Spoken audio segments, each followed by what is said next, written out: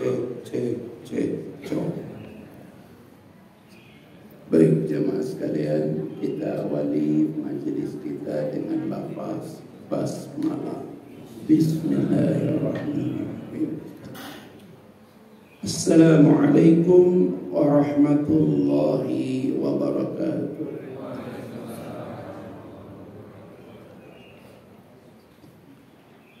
Alhamdulillahi rabbil alamin.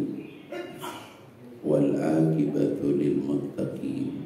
ولا عدوان إلا على الظالمين أشهد أن لا إله إلا الله وحده لا شريك له وأشهد أن محمدا عبده ورسوله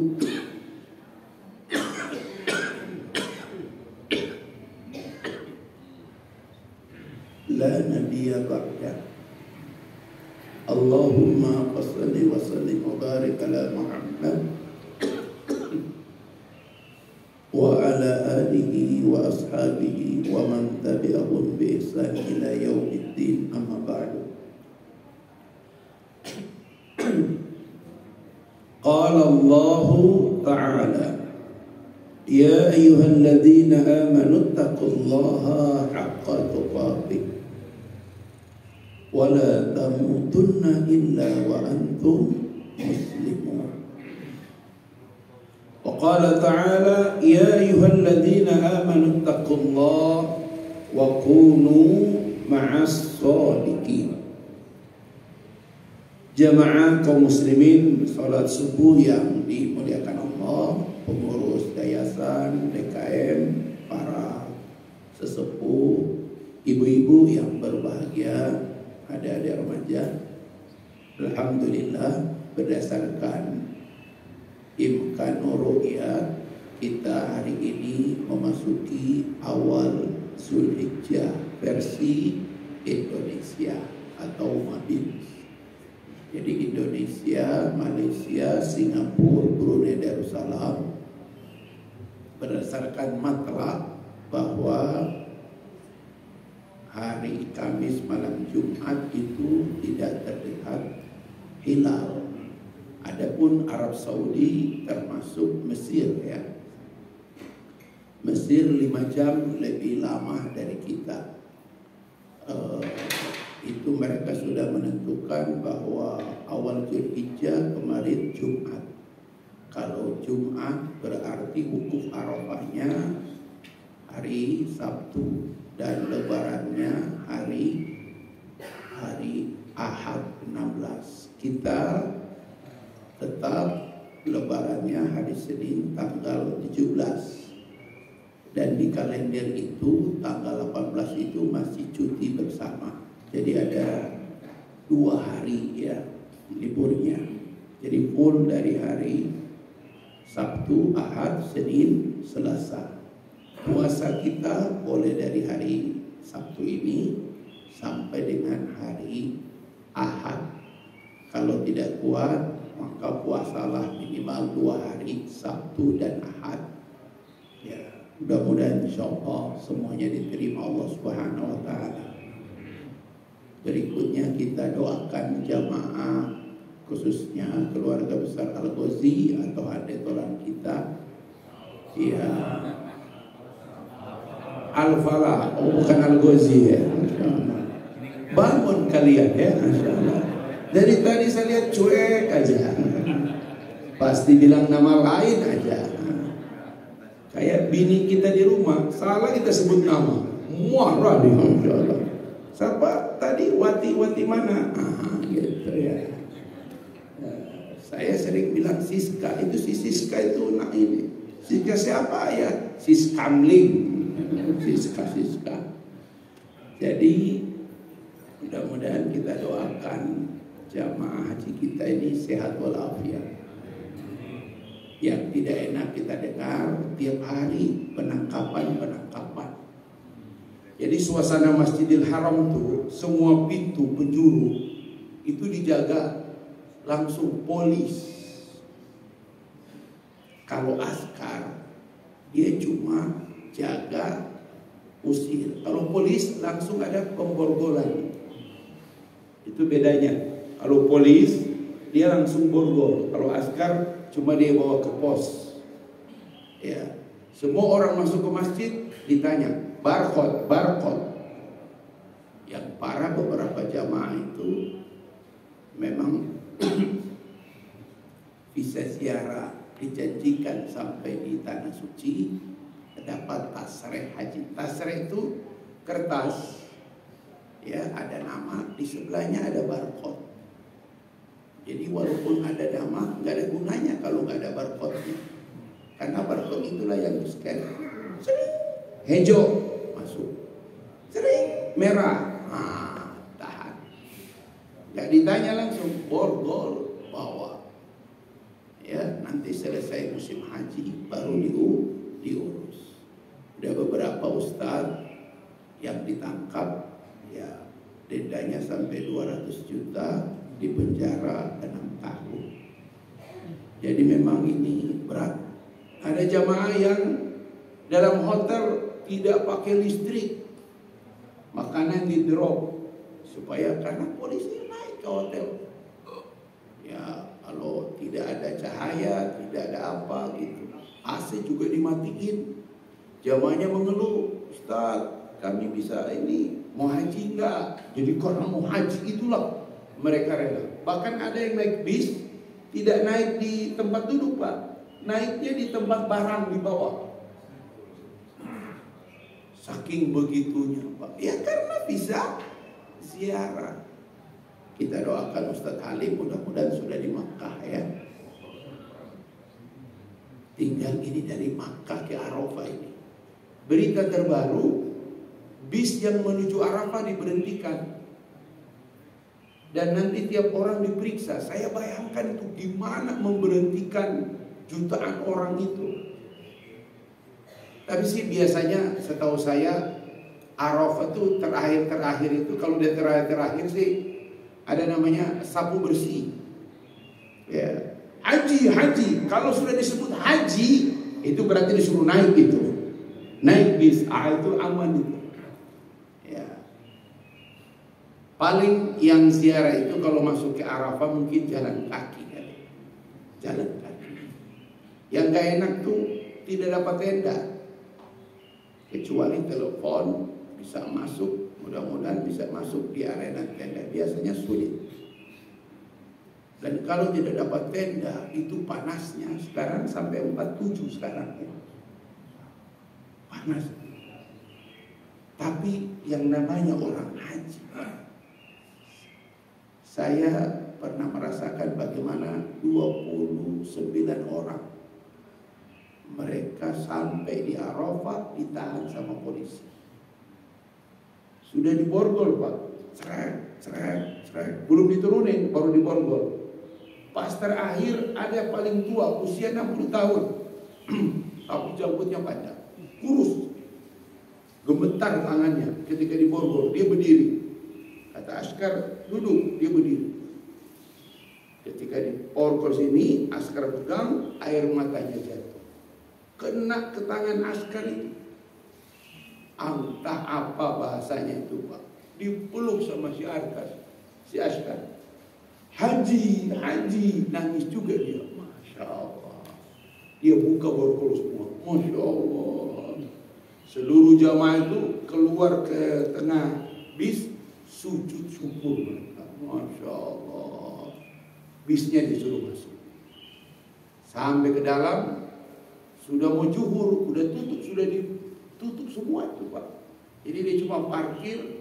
Waktu telepon kami, parkirlah di tempat yang dekat tenda supaya kalian dengar imam azan dan khotib. Dia bisa masuk, Pak. Jadi mereka di trotoar itu, Pak, di samping tenda dan dibatasi pagar. Kedengaran Ustaz. Masya Allah. Untung masuk Arafah itu, sebelum masuk Arafah banyak yang jualan kain ihram. Disitulah mereka pakai kain ihram. Saya tanya, waktu lewat mikot niat enggak? Alhamdulillah Ustaz, kami niat. Yang penting mikot niat, ihram itu niat.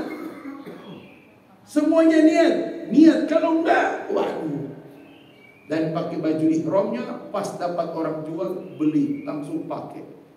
Waduh, kadang-kadang itu gatal itu Pak. Udah gak peduli, yang penting haji. Jam 12 itu Pak, panas, mereka ikut. Karena senangnya itu, hari Jumat itu Pak. Mulai dari azan, sholat, khutbah, itu mereka air mata semua, yang penting udah lolos. Karena mereka lihat yang lain itu ditangkap. Bayangkan itu Pak, bersyukur, gak peduli dengan panas itu. Yang penting udah sampai di Arafah.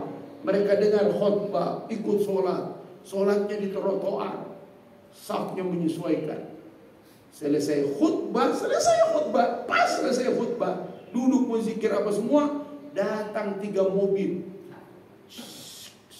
Buka tenda, Masya Allah, haji, dibukain tenda, di pinggir jalan itu Pak. Kemudian mobil itu bisa buka samping. Dia buka tenda, buka samping. Apa itu? Kebuli bernampan-nampan. Kemudian buah roti. Yang satu itu, yang agak kecil, es krim. Haji. Padahal setahu saya mobil-mobil itu hanya diizinkan setelah asar. Itulah sebabnya kenapa setelah asar itu orang berbondong-bondong ke Jabal Rahmah. Karena bis-bis yang bawa makanan itu karena jalannya lebar itu mereka 3 bis itu Pak melayani 29 orang itu Pak. Saya tanya kebulinya berapa nampan? Ada kurang lebih 20 nampan Ustaz. Masya Allah. Itu sampai maghrib bis itu di situ menerima mereka. Puncaknya Pak, kalian komplain nggak ke travel? Tadinya kami Ustaz mau komplain, cuma dengar ceramah Ustaz tadi. Apa? Jangan menyebut-nyebut, nanti hilang pahalamu. Udah sepakat, gak usah komplain. Masya Allah. Sayang tidak divideokan itu Pak. Jadi dari Jakarta, Sri Lanka, Qatar. Dari Qatar naik bis. Kemana? Ke Riyadh. Dari Riyadh dijemput bis ganti lagi. Melewati gunung. Apa semua. Sampai mendekati Arafah. Masya Allah. Saya beri nama mereka Haji Perjuangan. Bukan Haji Backpacker. Resmi sebuah travel itu menjanjikan nanti di sana dapat tasreh, nanti di sana ada hotel. Masya Allah. Saya bilang, mana itu travel kalian? Pokoknya selesai haji ikut dengan kami mereka. Ketemu di Musdalifah, dari Musdalifah ke tenda di Mina, ikut dengan kita. Selama jamarat sampai Nafarsani ikut dengan kita. Nah sebelum pulang itu kita beresin, cari kontak muasasanya, minta mereka diberikan hotel terbaik. Mereka sudah tidak komplain sama kalian. Alhamdulillah diberikan hotel di Zamzam Tower. Alhamdulillah. Itu yang disebut walal akhiratu khairul laka minal. Berakit-rakit ke hulu, berenang-renang ke tepian. Alhamdulillah. Saya kumpul lagi. Apakah kalian mau komplain? Oh Ustaz. Takut Ustaz, pahala haji kami hilang. Saya tanya berapa bayarnya? Bayarnya per orang 200 juta padahal itu. Nah itulah ya. Jadi tahun ini kalau pengetatan seperti ini berhasil dan pelaksanaan haji itu normal, kayaknya tahun depan akan lebih ketat lagi.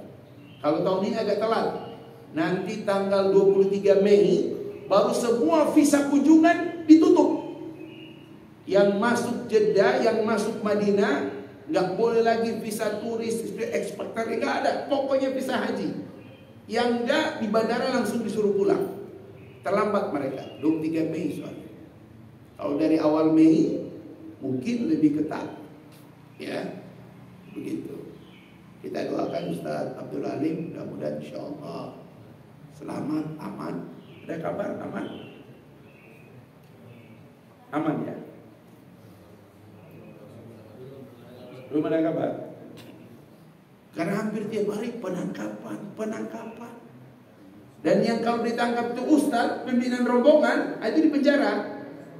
Kalau jamaah itu rata-rata dibalikin ke bandara. Kalau masih ada pesawat kosong, pulang. Kemarin terakhir 33 orang jamaah Makassar.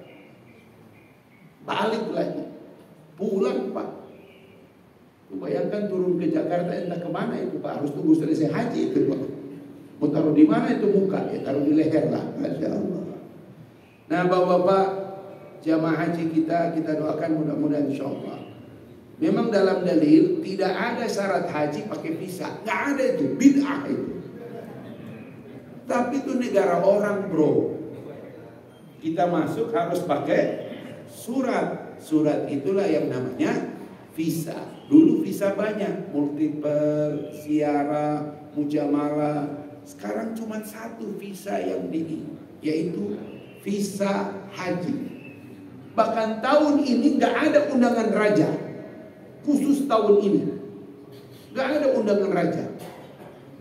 Luar biasa. Karena semuanya sudah dialihkan. Indonesia jadi 243.000. Ini terbesar dalam sejarah. Gitu. Tahun kemarin, siapa yang haji tahun kemarin? Ada haji tahun kemarin. Ini tenda, ini toilet. Antara tenda dan toilet, lautan manusia. 500.000 orang bisa ziarah, tidak dapat tenda. Mereka berkumpul di mana? Di dekat toilet. Penuh. Orang yang resmi mau ke toilet itu Pak, penuh perjuangan. Toilet ada tendanya dikuasai oleh orang-orang Afrika, bersaing sama orang-orang IPB, India, Pakistan, Bangladesh. Mohon maaf ini tenda. Orang Indonesia Pak mau masuk toilet, pas sudah dapat giliran itu bisa balik lagi Pak. Pas masuk, balik, Masya Allah. Nah, itulah problem yang dihadapi di sana. Kita di tanah air, apa yang kita lakukan? Yang pertama, Pak, Ibu, mulai hari ini sampai dengan Yaumun Nahar. Ingat, disebutkan dalam hadis Rasulullah SAW bersabda, afdalul ayyamid dunya. Sampai begitu redaksinya. Afdalu ayyamid dunya. Seutama-utamanya hari di dunia, yaitu Yaumul Ashar, 10 hari pertama di awal Zulhijjah. Yang lebih masyhur lagi, ma min ayyam, tidak ada hari yang di dalamnya amal soleh lebih Allah cintai daripada 10 hari pertama di awal Zulhijjah. Kalau 10 hari terakhir Ramadan cuma ada Lailatul Qadar, cuma 1 malam. Kalau ini 10 harinya. Dan jangan ada yang ketinggalan subuh di 10 hari. Karena Allah berfirman, wal fajar, demi waktu subuh di seluruh 10 hari pertama. Walayalin asyar, dan malam-malam di 10 hari pertama Zulhijjah. Apa yang kami perbanyak? Nomor 1, perbanyaklah zikir, terutama subhanallah, walhamdulillah, wala ilaha illallah, wallahu. Berikutnya, la ilaha illallah wahda, la syarikalah, lahul mulku, walahul hamdu. Kalau subuh dan maghrib atau asar, yuhyi wa yumit, wa huwa ala kulli syai'in. Perbanyak zikir, perbanyak istighfar. Kenapa? Karena kita tidak pernah tahu zikir, istighfar kita mana yang diterima Allah Subhanahu wa ta'ala. Ya, kurangi ngobrol, kurangi debat, perbanyak zikir. Jika bisa berpuasa lebih bagus, karena puasa perisai menjaga diri kita selama 10 hari pertama di awal Zulhijjah. Yang kedua, memperbanyak sedekah, infak. Ya, puncak sedekah kita adalah kurban. Saya membuktikan dengan mata saya sendiri. Orang Arab kalau Ramadan susu, yogurt, teh, kue-kue. Tapi kalau 10 hari pertama, Bapak kalau pergi haji, ditempatkan di hotel transit, jangan sholat di musola masjid hotel transit. Jalan kaki kurang lebih 100 meter, 200 meter, cari masjid di sekitar hotel transit. Asal hafal jalan. Ini dia. Masjid di sana dari luar, Pak, nggak ada model. Tapi masuk ke dalam, mewah. Bapak akan kaget. Bapak masuk saja, dipanggil haji, haji. Datang menjelang maghrib, Pak. Masya Allah, bukan teh, yogurt, susu, Pak. Nampan, nasi mandi, nasi kubuli, full. Saya bilang, maaf kami tidak puasa. Haji, haji. Memberi makan haji itu pahala paling besar orang Arab. Kami duduk buka puasa itu, kan komatnya lama di Arab. Duduk, Pak, bukan teh, Pak, langsung makan. Masya Allah. Itu pertama saya bawa 3-4 orang yang ikut. Hari kedua yang ikut sudah 10 orang. Hari kedua kita ganti masjid yang lain, Pak. Coba yang lain masjid, jalan lebih ke arah kanan. Hari ketiga coba ke depan, semuanya sama. Hari keempat kita sudah punya kesimpulan, masjid ini yang paling enak. Kan begitu, Pak. Gitu. Ini jamaah yang ikut sudah 20 orang. Ternyata makin banyak jamaah datang makin senang. Kenapa? Karena kalau cuma beri makan orang Arab, itu mereka cuma amalan puasa. Tapi ini yang datang adalah haji. Haji, haji. Masya Allah. Gitu, Pak. Ya. Jadi kenapa kami atau jamaah orang berhaji itu dipanggil haji sama orang Arab? Haji itu maksudnya haji, orang yang berhajat ke Arafah, itulah haji. Haji, hajat. Haji, haji, haji. Masya Allah. Pulang, Pak, itu kadang pulang dipanggil. Ustaz, mana Ustaz? Mana Ustaz? Hafal juga. Ustaz, mana Ustaz? Itu masih di plastik belum dibuka, disuruh bawa pulang. Bawa pulang nasi ke ibu-ibu. Tapi jangan heboh, ini cuma satu soalnya. Ketuk pintu, yang punya istri kasih mereka di situ. Kaget mereka. Beli di mana? Dari masjid. Masya Allah. Tapi jangan ikut, ibu-ibu gak boleh. Masya Allah. Itu seperti itu, Pak. Ya. Jadi orang Arab tuh kalau 10 hari pertama, Masya Allah. Nanti puncaknya Arafah. Ya. Mobil-mobil asar itu diizinkan masuk. Ya, dan mereka buka semua. Mobilnya biasanya bisnya kebuka samping. Itu makanan-makanan. Wah, Masya Allah. Makanya jamaah Indonesia itu habis asar matahari sudah agak cenderung condong, bondong-bondong jalan ke Jabal Rahmah. Memang dalam sejarah Nabi itu wukufnya di Jabal Rahmah sebenarnya. Tapi Nabi tidak turun. Nabi wukufnya di atas onta. Dan bayangkan dari Juhur itu, Pak, tidak ada tenda, ya, tapi awan menaungi Nabi. Itu tangan Nabi, kata Abu Bakar, tidak turun kecuali sekali memperbaiki tali ke onta itu, tali kekang. Setelah Juhur, setelah asar, beliau khutbah. Setelah itu tangannya tidak turun sampai maghrib. Indonesia itu, Pak, baru setengah jam udah keluar dari tenda. Ngapain? Inna lillahi wa inna ilaihi raji'un. Mudut tetap. Saya Ustaz tidak boleh dinasihatin. Nasihat boleh, tapi jangan berlebihan. Karena kita pakai baju ihram, ada larangan wala jidal. Yang masalah itu, Pak, kalau di tenda reguler, yang tua-tua itu mulutnya di tenda. Mau ditegur sudah tua-tua, nggak ditegur, bau itu satu. Kan tendanya ya sebesar inilah, pakai AC. Waduh, sekarang alhamdulillah tiap hari orang ditangkap. Penjara 6 hari kalau orang merokok sekarang di Haram. Dan yang kalau ditangkap pasti negeri 62+. Pas lihat, aduh Indonesia lagi, Indonesia. Perbanyak zikir, perbanyak sedekah. Usahakan tiap subuh, tiap hari jangan tidak sedekah, Pak. Ya.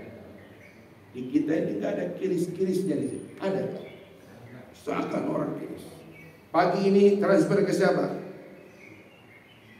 Boleh, itu nomor rekeningnya masih benar, masih Den. Ya, ada sedikit boleh sedekah awal Zulhijjah. Ada kirim.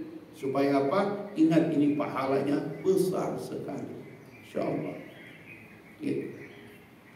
Puncaknya tentunya kurban. Ibadah Islam itu ada ibadah sifatnya individu, ada ibadah sifatnya punya nilai syiar.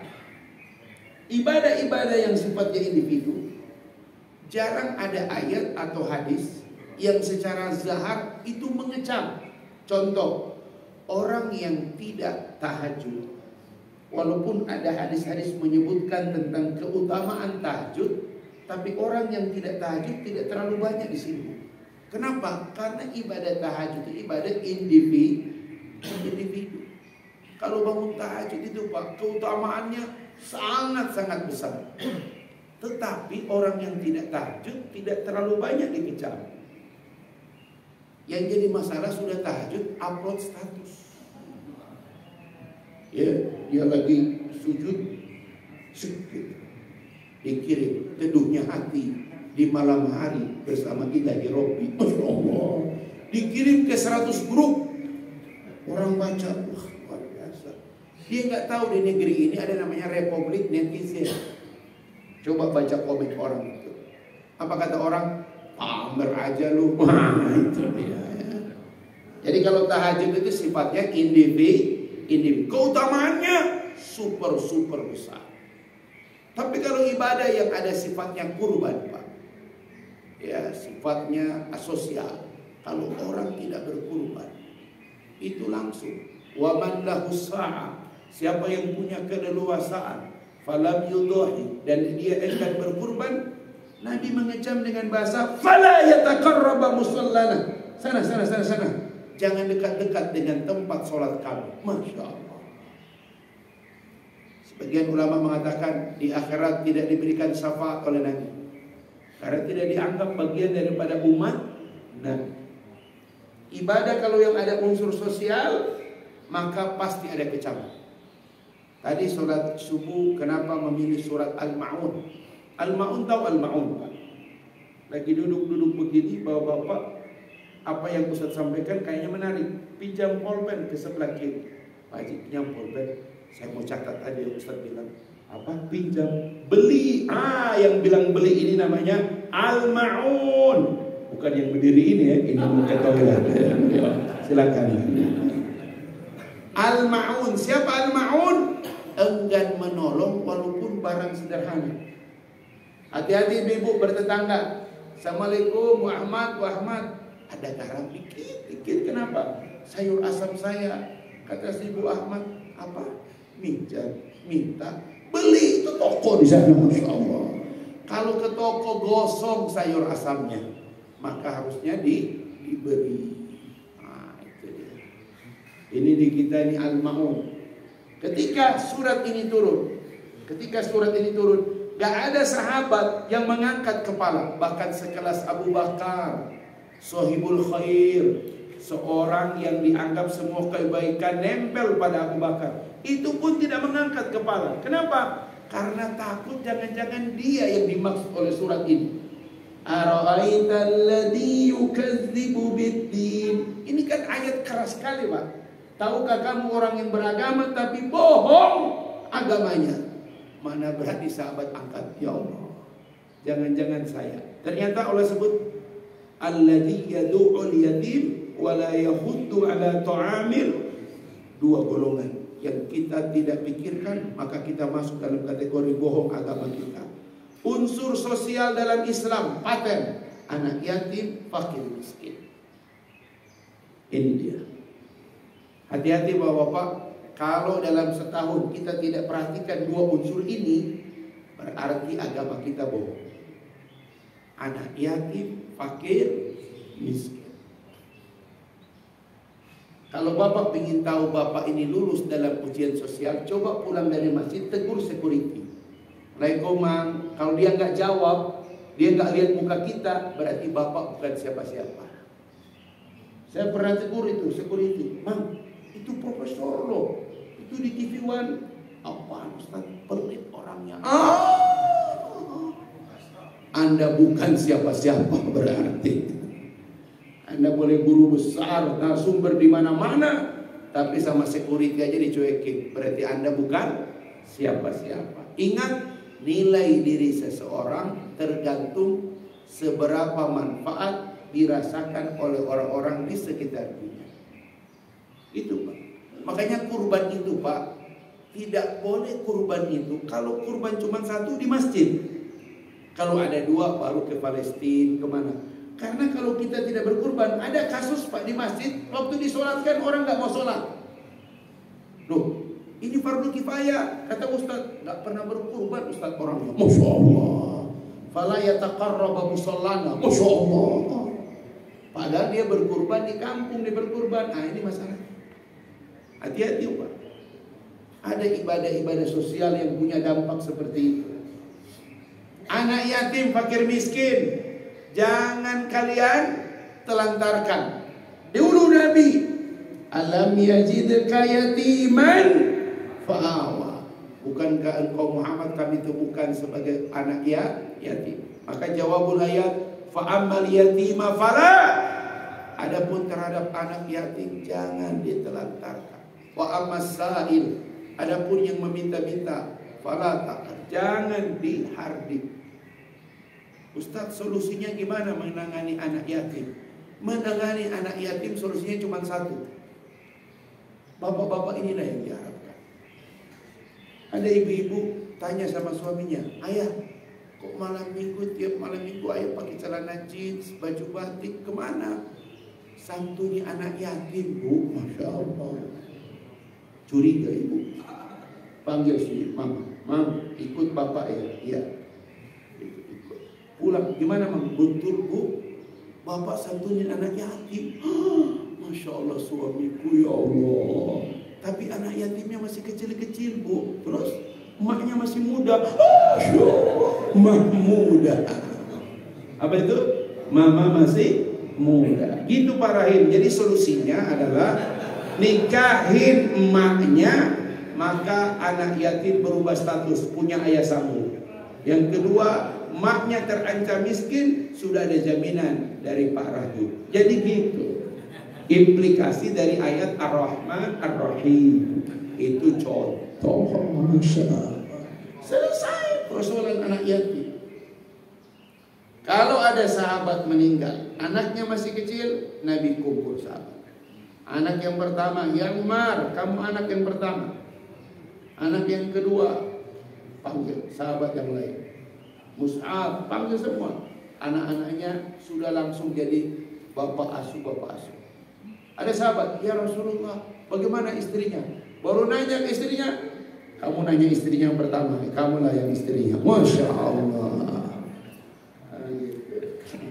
Kalau dulu seperti itu yang kalau anaknya masih, karena kalau anaknya masih kecil, bapaknya meninggal, statusnya man mata abuhu wa huwa shagir. Bapaknya wafat, anaknya masih kecil-kecil, itu ya yatim. Kalau Pak Ketua Yayasan ini nggak bisa disebut yatim. Memang bapaknya udah nggak ada, tapi nggak bisa disebut yatim, tos kolot ya. Jadi anak yatim ini hati-hati Pak. Bapak makan durian, taruh tumpukan durian depan rumah. Depan rumah bapak tuh ada anak yatim, nengoklah dia. Jatuh air mata dia. Kata maknya, kalau bapakmu masih ada nak, ayahmu dulu suka bawa durian itu. Masya Allah. Dosa kita, dosa. Jadi bapak-bapak sekalian, unsur sosial diperhatikan. Berikutnya, kenapa ada ibadah kurban? Ibadah kurban ini Pak, kita ini agama ini mencontoh puncak dari seluruh ibadah kita dalam satu tahun kalender: Muharram, Safar, Rabiul Awal, Rabiul Akhir, Jumadil Awal, Jumadil Akhir, Rajab, Syakban, Ramadan, Syawal, Zulqa'dah, Zulhijjah. 12 bulan itu puncak ibadah haji. Itu adalah ibadah haji dan kurban.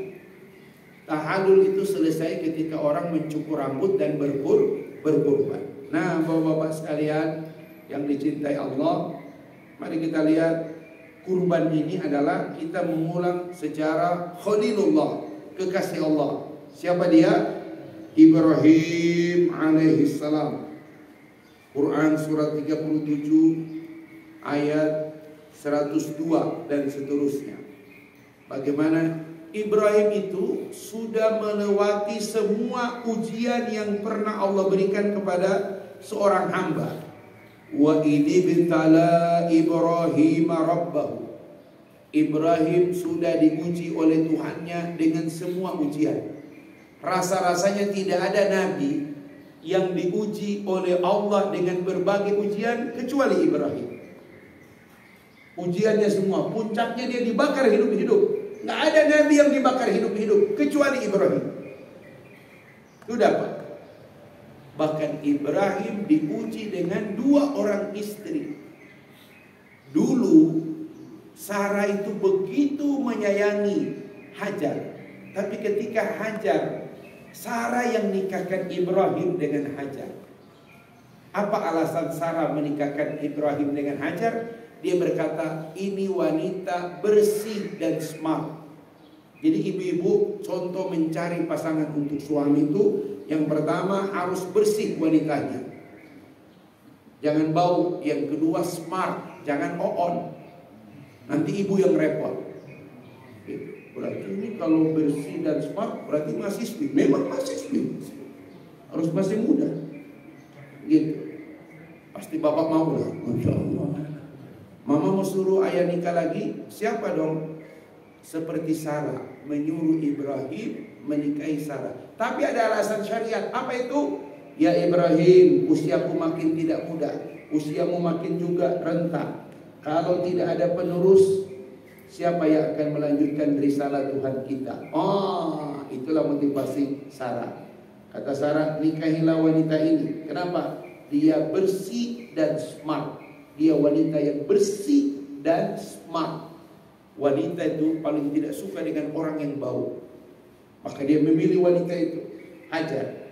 Nikahilah dia, sesungguhnya darinya akan ada keturunan yang melanjutkan risalah Tuhan. Masya Allah. Jadi memang yang bagus itu kalau dapat izin dari F1 gitu. Izin baru, Masya Allah, itu yang indah. Tapi ternyata Sarah bukan malaikat, Sarah wanita. Apa yang terjadi? Setelah Hajar punya anak, Ibrahim dari mana-mana ke kamar Hajar. Kata Sarah, kok melawan SOP? Kan kalau kemana-mana ke kamar saya dulu, kenapa ke kamar dia? Bukan ke kamar dia, aku melihat putraku.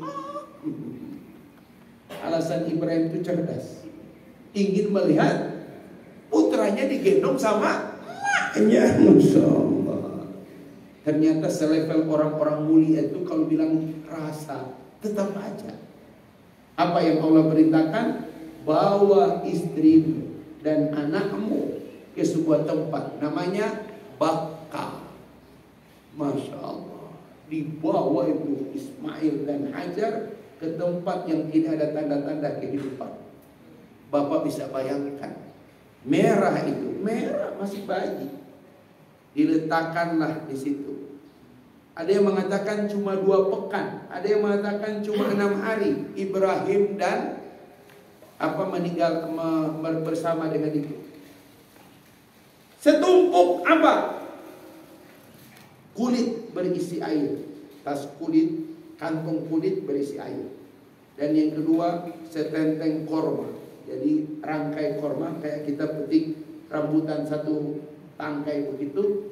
Itulah yang ditinggalkan oleh Ibrahim kepada Hajar.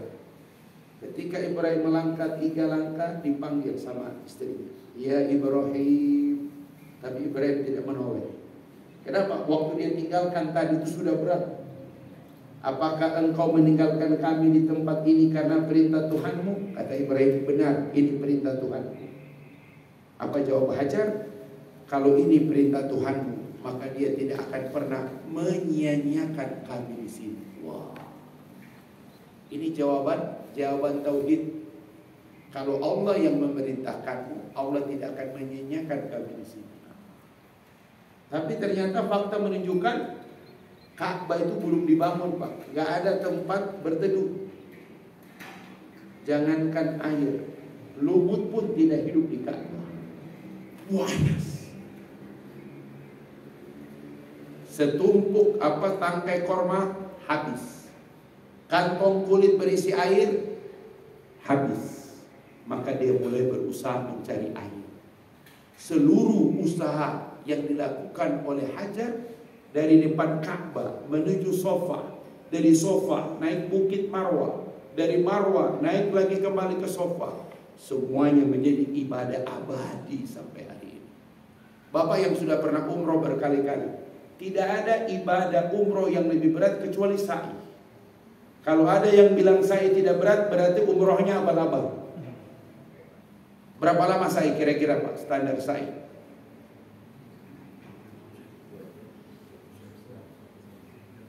Paling cepat yang doanya nggak banyak biasanya 1 jam, 1 jam setengah. Standar saya itu 2 jam, Pak. Walaupun sepi, Ustadz. Iya, karena sa'i yang benar itu, Pak, dari minum air zam-zam, semua grup sudah siap, mulai berjalan aja sudah ada zikir. Wattakhidu min maqami Ibrahim, ya, dari Hajar Aswad menuju makam Ibrahim. Dari minum air zam-zam, ya, inna safa wal marwata min sya'airillah. Kemudian mencari tempat yang aman. Yang lama itu, Pak, apa? Mencari tempat yang aman.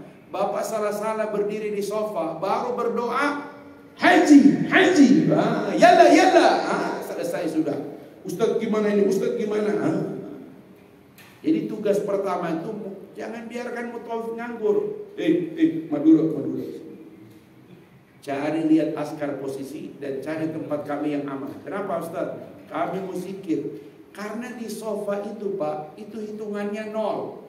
Karena marwah hitungannya 1. Posisinya cari tempat anak, menghadap ke Ka'bah. Kalau sofa harusnya bisa melihat Ka'bah. Karena itu yang dilakukan Bunda Hajar. Setelah itu zikir 3 kali, doa 2 kali. La ilaha illallah wahda la syarika la lahul mulku wa lahul hamdu yuhyi wa yumiit wa huwa ala kulli syai'in. La ilaha illallah wahda anjaza wahda wa nasara abda wa hazamal ahzaba wahda. Doa. Itu doa itu, Pak, di situ. Kalau pertama saya tunjukkan contoh-contoh doanya itu, Pak. Itulah sebabnya umroh itu perlu sewa headset, supaya jamaah terkontrol. Ibu jangan ke kanan, bahaya. Bapak jangan terlalu cepat. Kumpul, zikir, doa. Zikir lagi, doa masing-masing. Ya, zikir, doa.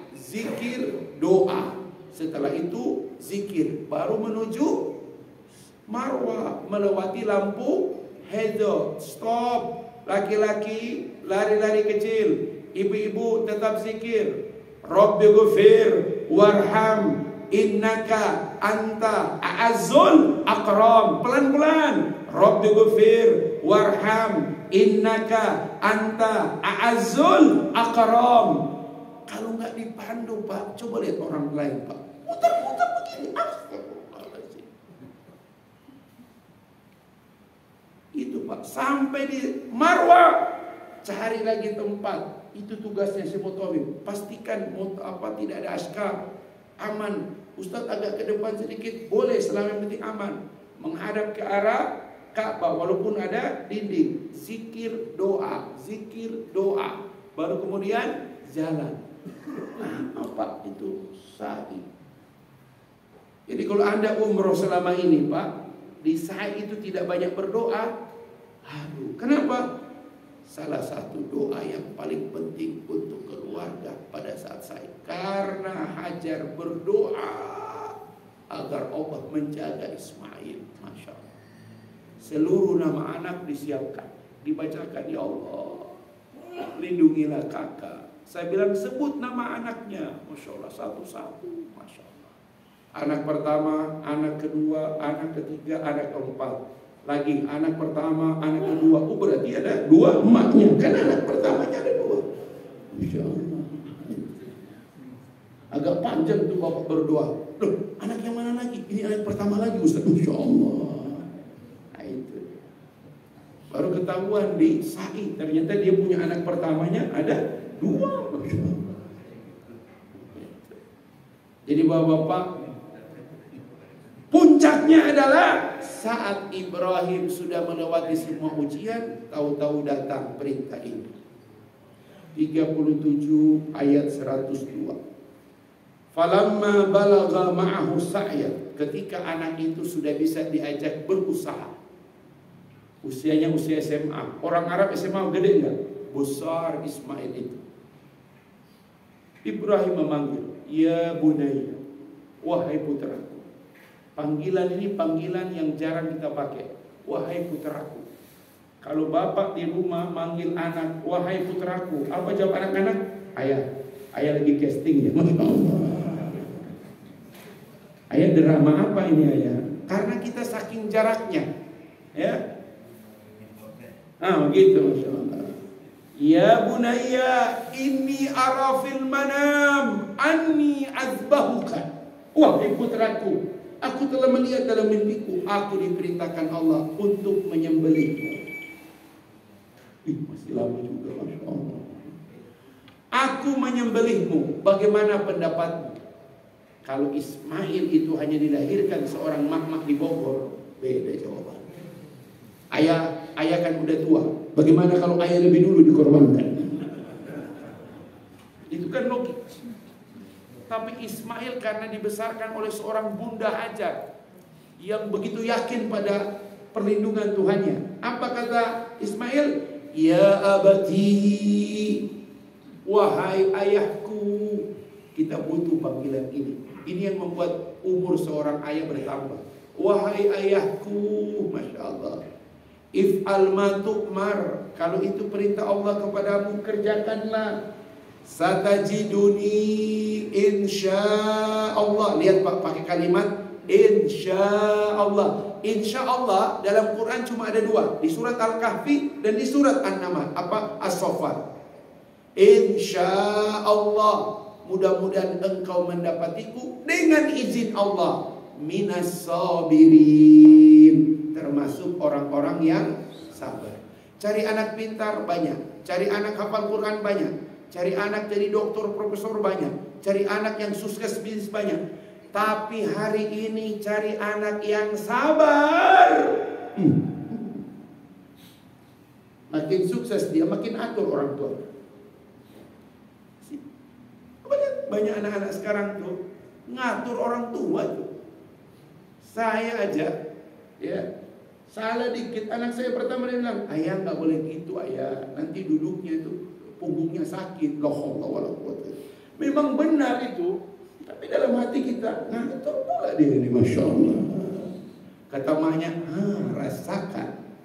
Kan dulu saya bilang tidak dengar, sekarang baru, Masya Allah. Kak, Abi boleh nggak istirahat sedikit? Masya Allah. Anak-anak udah mulai ngatur-ngatur.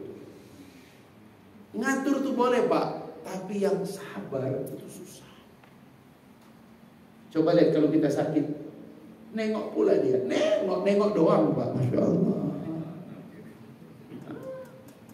Makanya betul kata Melayu tuh, kasih ibu sepanjang masa, kasih anak sepanjang jalan. Gitu. Saya tidak beritahu ibu saya, kalau sakit telepon saya. Gak ada orang telepon saya. Gitu. Itulah sebabnya pulsanya tidak boleh habis. Gitu. Dia nggak tahu isi pulsa, kita kirim terus. Gitu. Kalau kita lupa, kenapa saya telepon kamu nggak angkat-angkat? Pulsanya habis itu Bu. Diisi baru dia kaget. Jadi bapak-bapak, ibu-ibu, cari anak yang sabar. Ismail itu di Quran disebut dengan sabira, orang yang sabar. Masya Allah. Bapak kalau punya anak sabar itu enak. Dia tunggu bapak selesai ngomong, baru setelah itu dia ngomong. Ayah, izin ayah. Ayah udah ngomong? Udah, silakan. Sekarang kita baru 2 kata. Apa kata dia? Ayah, itu gak substansif. Ayah, Masya Allah, substansif dia pakai dari kita. Masya Allah. Coba itu Pak. Apalagi kalau dia lulusan luar negeri. Waduh, Emirat lagi. Masya Allah. Bahasa Arabnya apa semua. Mulai kritis. Ayah, itu tadi cara ayah baca salah. Masya Allah. Coba itu Pak. Jadi bapak-bapak, puncaknya pengorbanan Ibrahim 102 sampai 112. Ketika dia akan menyembelih putranya, Allah mengganti dengan bidzibhin kabir, dengan domba yang besar. Itulah pengorbanan paling abadi. Tiap tahun ada panitia kurban, tiap tahun Idul Adha, mengulangi sejarah keluarga kecil Ibrahim, Hajar, Ismail. Ka'bah yang mulia, Ka'bah musyarrafah. Bagaimana doa melihat Ka'bah? Allahumma zid, ya Allah, ya tambahkanlah kemuliaan rumah ini, tasrifan wa ta'ziman wa takriman wa mahabbatan. Ya Allah, tambahkan kemuliaan bangunan ini dengan kemuliaan, keagungan. Itu yang kita baca. Di Ka'bah yang mulia itu cuma ada 3 nama nempel. 1, makam Ibrahim. Gak ada makam Haryono, gak ada. Makam Ibrahim, bukan makam kubur. Tempat Ibrahim berdiri menyusun Ka'bah. 2, Hijr. Yang ketiga Ismail, ibu dan bapaknya. Masya Allah. Saya terakhir bulan Mei, awal Mei Pak, umrah. Itu bareng sama Bu Iriana. Ibu Iriana membawa menantu-menantunya. Menantunya semuanya perempuan. Ya, kecuali 1 yang dia tidak bawa, menantu laki dia tidak bawa. Ya, ada anak perempuannya. Wah kawan, Masya Allah, diberikan tempat khusus. Pantasan saya lihat-lihat, kenapa ada baret merah? Kalau ada baret merah pasti ada tamu kehormatan, karena semua raja itu dikawal oleh baret merah. Sama dengan Bapak kalau dapat undangan haji dari raja, itu dijemput oleh baret merah, karena itulah pengawal kerajaan, pengawal pangeran. Masya Allah. Gitu Pak. Jadi bapak-bapak sekalian, jangan sampai kita tidak berkurban. Itu kurban itulah pengganti seluruh perjuangan Ibrahim. Makanya berapa pahala orang berkurban? Kata Nabi, setiap helai tahu Pak? Setiap bulu 1 kebajikan. Pahalamu sebanyak jumlah bulu yang menempel pada hewan kurban itu. Spanyol, Australia, New Zealand, negara paling besar mengekspor domba. Hari ini belum menemukan satu alat untuk bisa menghitung 1 ekor aja, Pak, ekornya doang. Itu berapa bulu yang nempel di ekor, belum bisa. Karena memang bahasanya majas. Saking besarnya pahala berkurban, kata Nabi setiap helai ada 1 kebajikan. Jumlahnya Masya Allah. Itulah sebabnya bapak-bapak sekalian, mari jangan sampai kita tidak berkurban. Pertanyaan muncul lagi Ustaz, masih ada waktu. Kenapa hewan kurban cuma bahimatul an'am? Tahu bahimatul an'am? Domba, kambing, sapi, onta. Domba, kambing setahun ke atas. Cuma ini DKM gak pernah menanyakan, ini domba sudah setahun? Sudah Pak, mana akte kelahirannya? Masya Allah, gak ada ternyata. Caranya apa? Megang tanduknya. Kalau tanduk sudah bisa dipegang setahun. Begitulah kebiasaan, tidak pakai akte soalnya. 2 sapi 2 tahun ke atas. Kalau onta 5 tahun ke atas. Itu dia. Mana lebih utama Ustaz? Domba atau sapi? Nabi menyembelih domba. Tapi jamaah kita masih bertanya, Pak Haji, ini daging kurban? Iya. Ini daging sapi apa kambing? Kambing. Boleh nggak tukar sapi? Berarti lebih utama 1/7 sapi. Sepertujuh sapi, karena dagingnya lebih banyak orang mau. Ustaz, kenapa tidak boleh ayam? Kenapa tidak boleh harimau? Saya pingin harimau, Ustaz. Harimau bukan binatang ternak. Binatang ternak itu kelas binatang yang paling rendah. Harimau, Pak, dia binatang paling tinggi. Kenapa? Dia tidak berhubungan dengan betina yang bukan pasangannya. Itulah harimau, Pak. Dia punya daya cium, makanya sulit punya anak. Karena kalau bukan pasangannya, dia tidak akan mendatangi. Wih, dia menjaga mahram, luar biasa itu. Bukan mahram saya itu, bukan istri saya. Yang kedua, harimau tidak pernah menerkam anaknya sendiri. Hari ini kita malu. Dulu banyak kisah bapak perkosa anak kandung, udah banyak. Tapi kemarin di Tangerang, na'udzubillah min dzalik, seorang ibu, la haula wala quwata illa billah, ya, dijanjikan uang untuk konten, dia rela, ya Allah, na'udzubillah min dzalik, melecehkan anak kandungnya, anak laki-lakinya. Dunia ini udah benar-benar terbalik. Dulu kita nggak pernah dengar kasus begitu. Nggak usah bapak cari yang mana, Ustaz, nggak usah dibuka-buka di YouTube di mana. Tapi itulah, harimau tidak pernah memakan anaknya sendiri. Dan harimau tidak pernah memerkosa kancil yang tidak pernah pakai baju. Itulah sebabnya harimau satria. Makanya tidak boleh menyembelih harimau. Yang kita sembelih binatang ternak, bahimatul an'am. Kenapa? Binatang ternak itu dijadikan oleh Allah dalam Quran sebagai lambang kerendahan. Walaqad jara'na li jahannama katsiran minal jinni wal ins. Kebanyakan isi neraka jin dan manusia, Pak. Tapi ketika manusia hilang akalnya, hilang hatinya, hilang pendengaran, penglihatan, lahum qulubu la yafqahuna biha wa lahum adanu la yasma'una biha wa lahum, mereka punya mata tapi la yubsiruna biha, ulaika kal an'am. Derajat manusia Allah turunkan menjadi binatang. Balhum adal, bahkan ada yang lebih sesat daripada binatang. Kejadian di Tangerang, balhum adal. Nauzubillah min dzalik. Saya dilaporkan ibu-ibu aktivis pencinta wanita perempuan. Ustaz, kali ini kami harus mengakui, ternyata wanita lebih keji dari bapak-bapak. Bapak memerkosa anak kandungnya itu pun sudah sangat naif. Tapi ini ibunya, ya Allah, yang parah itu demi konten, Pak. Inna lillahi wa inna rajiun. Lah, kal an'am, seperti binatang. Makanya Pak, binatang ternak itu cuma dua. Lapar dia makan demi perut, kenyang dia kawin demi di bawah perut. Manusia yang cuma mikir perut dan di bawah perut, itulah sebabnya Pak, nih rahasianya. Bismillahi Allahu Akbar. Ketika kita menyembeli kurban pada saat ini, maka jamaah haji Aqabah, Bismillahi Allahu Akbar. Kalau mereka wukuf di Arafah, kita puasa Arafah. Mereka Aqabah, karena jumrah yang wajib itu Aqabah, tidak boleh diwakili. Kalau jumratul ula, wusta, kubro boleh diwakili.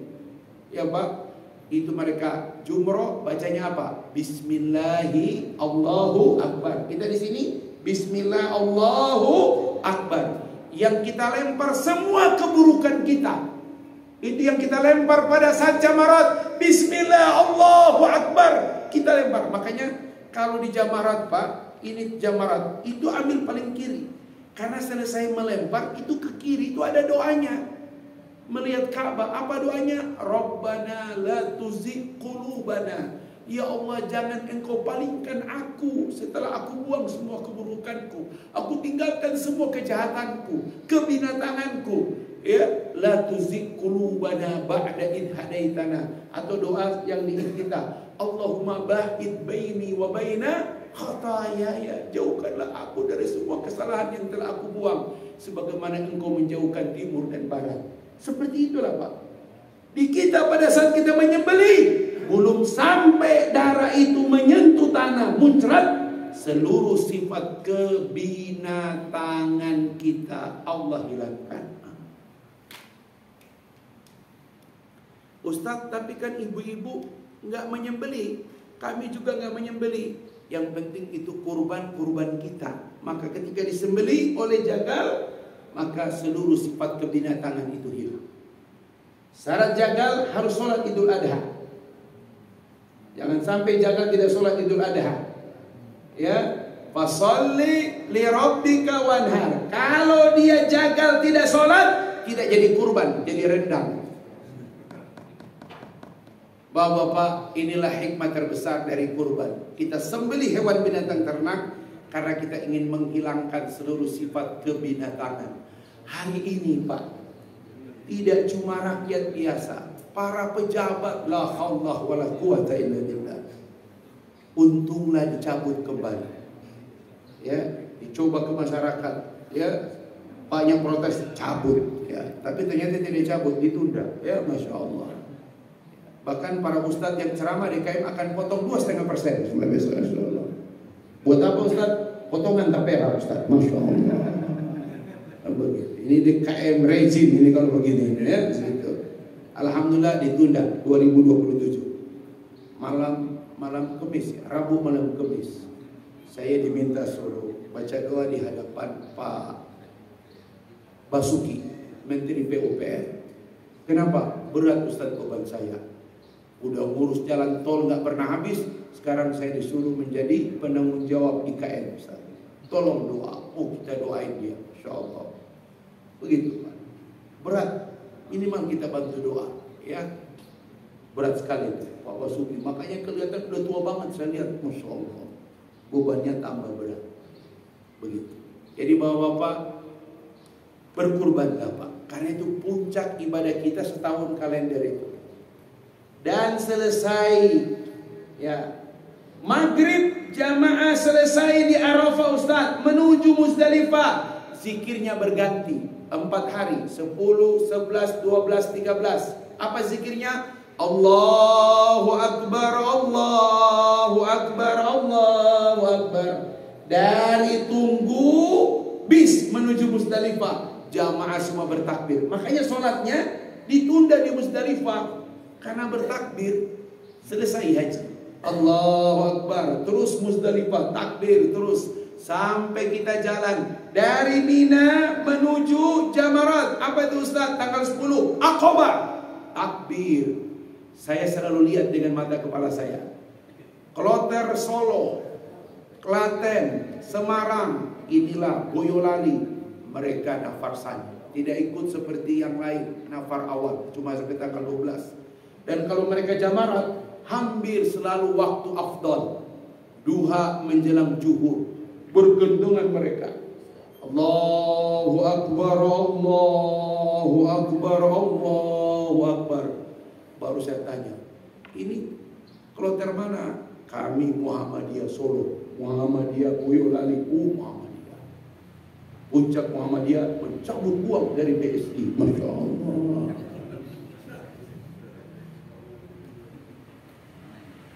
Saya tanya sama orang Muhammadiyah, kalian itu 13 triliun bukan kerupuk, saya bilang itu duit. Karena waktu dijanjikan Pak Sekjen Muhammadiyah sebagai salah satu komisaris, diganti nama Pak Abdullah Muti dengan nama yang namanya itu kayak nama non muslim, tapi kata orang si muslim. Gitu. Marahlah itu. Kemudian ada satu tempat yang dipakai oleh BSI untuk ini, marah mereka. Mulai besok tanggal 10 BSI minta waktu, mulai itu seluruh, mulai perguruan tinggi sampai amal usaha, masya Allah. Organisasi itu baru bilang itu ya, 13T kalau bikin kerupuk dari Yasmin sektor 7 sampai sektor 6 penuh, masya Allah. Ayo. Bapak-bapak, mudah-mudahan insyaallah di hari-hari tua Bapak bisa mengambil contoh Nabi Ibrahim alaihissalam. Ismail itu Pak, Ibrahim sudah tua, dia rela menceraikan istrinya karena Ibrahim menyuruhnya. Masya Allah. Ternyata Ibrahim tidak cukup di anak, tapi juga memberi pelajaran tentang menantu. Hati-hati pilih menantu Pak. Salah pilih menantu, resiko hidup tanggung sendiri. Karena menantu dan hantu beda tipis. Masya Allah. Kata Ibrahim, ya Ismail, ganti tiang pintu ini. Masya Allah. Kata Ismail, mohon maaf istriku, ayahku menyuruh untuk menceraikan. Karena waktu Ismail pergi, Ibrahim datang, tanya sama itu, bagaimana Ismail? Wah, Ismail begini-begini, mengeluh dia. Sampai lupa dia bersyukur kalau dia menikah dengan seorang Nabi Allah. Kata Nabi Ibrahim, beritahukan suamimu supaya dia mengganti tiang pintu rumah ini segera. Kata Ismail, mohon maaf, saya harus menceraikanmu karena ayahku itu Nabi Ibrahim. Baru dia kaget kalau yang datang itu Nabi Ibrahim. Menceraikan, diceraikan. Menikah lagi, datang lagi Nabi Ibrahim. Bagaimana Ismail? Keluar dari mulutnya, alhamdulillah aku bersyukur punya suami seperti Ismail. Dia menjagaku, dia memberi kesempatan aku ibadah. Kak, beritahu Ismail. Kata Ibrahim, beritahu suamimu agar dia menjaga tiang pintu rumah ini. Datang Ismail. Siapa yang datang? Orang tua. Tapi dia berpesan kepadamu agar kau menjaga tiang pintu rumah ini. Itulah dia mengatakan, aku akan selalu menjaga dirimu. Masya Allah. Jadi bapak, keluarga Ibrahim itu keluarga sempurna. Makanya di Quran lihat Al-Imran ayat 33. Innallaha astafa Adama wa Nuh wa ala Ibrahim wa ala Imran. 4 nabi, 3 nabi, 1 orang biasa. 2 tidak disebut keluarganya. Wa Adama. Allah telah memilih Adam, tapi tidak disebut keluarganya. Karena Hawa dan Qabil bermasalah. 2, bermasalahnya gimana? Hawa lah yang mengajak Adam akhirnya memakan buah yang dilarang oleh Allah.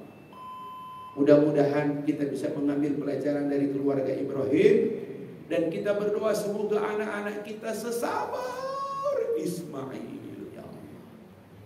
Bagaimana dia bisa sabar? Ustaz, emaknya begitu. La haula wala quwwata illa billah. Tetap mendoakan. Ibu, bapak, ikut ucapan Ustaz pelan-pelan. Ya Allah, kami ridho anak-anak kami selamanya. Kiranya Engkau ridho pada anak-anak kami selamanya ya Allah. Ucapkan ini berulang-ulang setiap hari di pagi hari di 10 hari pertama. Supaya anak kita Allah ridhoi dengan segala perbuatannya. Apapun masa lalunya, apapun perbuatannya, apapun yang dia lakukan, diucapkan. Minta pada Allah supaya kita ridho. Kenapa? Semua hajat anak yang belum Allah kabulkan, boleh jadi engkau murka padanya. Boleh jadi ibunya murka padanya. Boleh jadi ayahnya murka padanya. 10 hari di awal Zulhijjah ini, ya Allah, ridholah, jauhkan kemurkaan kita pada anak-anak. Karena selama ada kemurkaan kita pada anak-anak, semua hajat anak kita sulit Allah kabulkan. Minta kepada Allah agar Allah ridho pada mereka sebagaimana kita ridho pada mereka selama-lamanya. Rabbana hab lana min azwajina wa zurriyyatina qurrata a'yun waj'alna lil muttaqina imama. Rabbi ja'alna muqimas shalah wa min dzurriyyatina rabbana wa taqabbal du'a. Ya Allah, kau pelihara Ibrahim, anak laki-laki yang sempurna kepadanya. Peliharalah anak laki-laki kami ya Allah. Kau pelihara Fatimah, anak yang sempurna kepada baginda Nabi. Peliharalah anak-anak perempuan kami ya Allah. Rabbana taqabbal minna innaka antas samiul alim wa tub alaina innaka antat tawwabur rahim. Sallallahu ala Muhammad wa ala alihi wa baraka wa sallam. Walhamdulillahi rabbil alamin. Subhanaka Allahumma wa bihamdik, asyhadu an la ilaha illa anta, astaghfiruka wa atubu ilaik. Wallahu muwaffiq ila aqwamit thariq. Subhanaka Allahumma wa bihamdik, asyhadu an la ilaha illa anta, astaghfiruka wa atubu ilaik. Assalamualaikum warahmatullahi wabarakatuh.